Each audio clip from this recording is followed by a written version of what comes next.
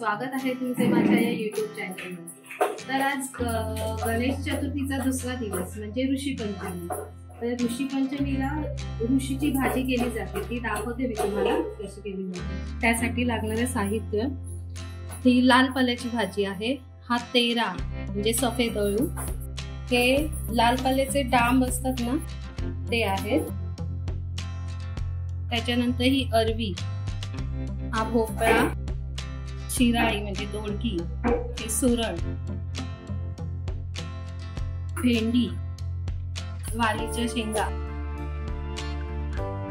कणीस आणि हे भुईमुगाचे दाणे घेतलेले आहेत आणि ह्या हिरव्या मिरच्या। ही भाजी करायला एकदम सोपी आहे, ह्याच्यात आपल्याला तेल घालायचं नाहीये, कांदा नाही, काही नाही, कारण ही ऋषीची भाजी आहे ना, तर ती डायरेक्ट मी गॅस पेटवते,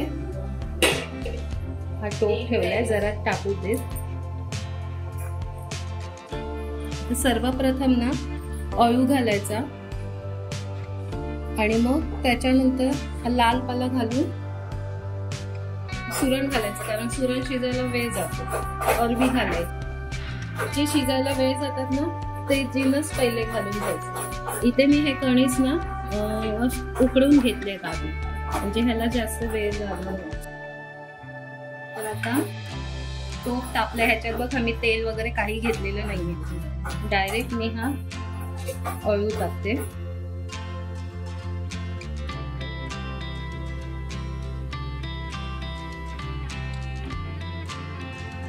हा लाल पाला त्याच्यावर,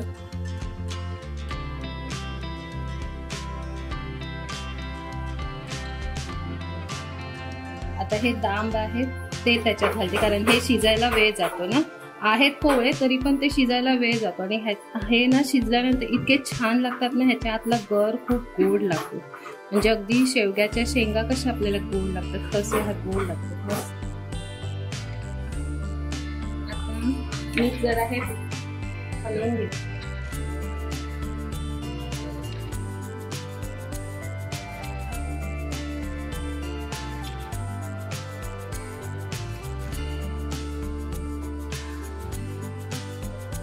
आता हा सुरण घालते,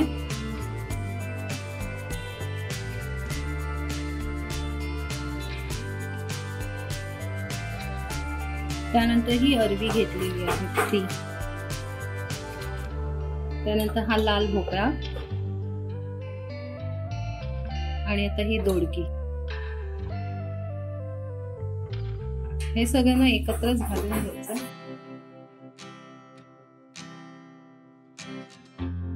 ही भेंडी, वालीच्या शेंगा,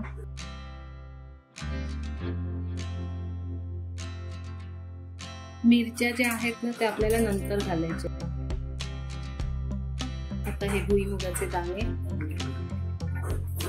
हे पण पोहे आहेत, पटकन शिजतील वाफेवर. आणि ह्या सगळ्या भाज्या ना आपल्याला वाफेवर शिजवायच्या.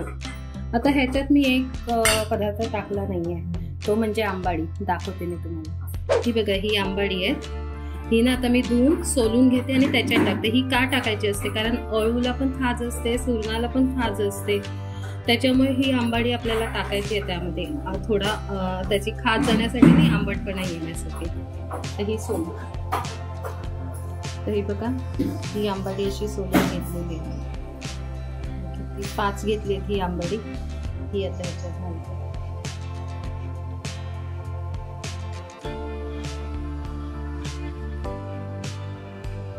ही कोकम घेतली, ती कोकम पण घालते. तर आंबाडी तर घातलेली आहे, खास असते म्हणून, पण ही कोकम पण थोडी घालायची म्हणजे थोडी चांगली येते या भाजीला. कोकम घातलेली आहे. आणि आता ह्या मिरच्या घालते.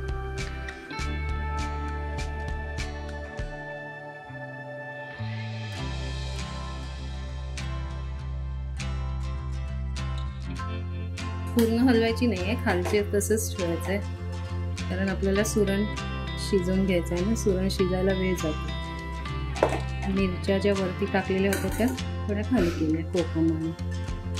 आता हे वाफेवर शिजवून घ्यायचे. ही जी कणसं आहेत ती शिजवून घेतलेली आहे मी शेवटला. आता हे त्याच्यावर ताट ठेवते. आता हे ताट ठेवते त्याच्यावर आणि ह्यावर पाणी घालते.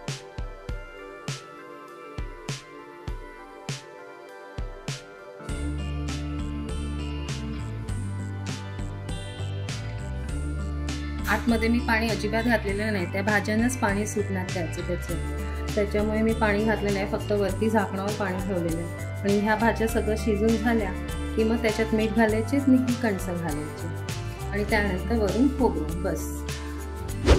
हे बघा, तुम्हाला दाखवते, आपलं सुरण वगैरे चांगलं शिजलंय. ही सुरणाची तुकडे, भाज्या सगळ्या शिजल्यात. आता ह्याच्यामध्ये ना मी मीठ घालते.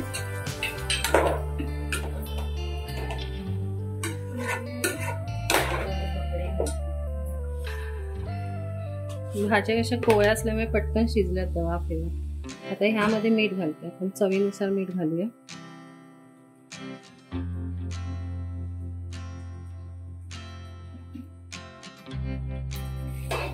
मीठ घालून जरा हलवून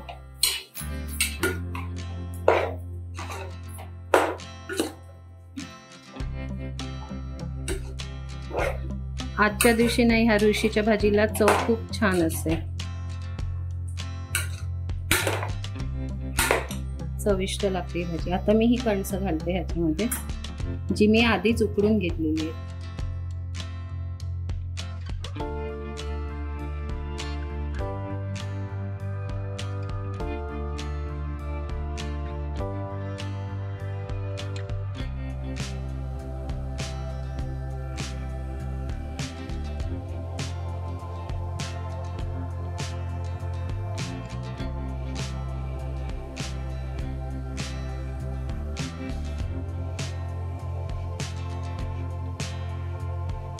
परत 5 मिनिटं आपण हे वाफायला ठेवायचे, म्हणजे सगळं मीठ सगळ्या भाजीला व्यवस्थित लागेल.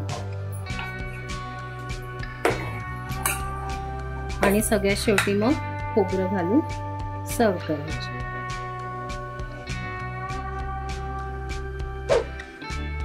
तर ही बघा, ऋषीची भाजी तयार आहे. तर ही तुम्हाला कशी वाटते हे तुम्ही माझ्या कमेंट बॉक्समध्ये सांगा. आणि माझ्या चॅनलवर नवीन असाल तर सबस्क्राईब करा आणि लाईक शेअर करा.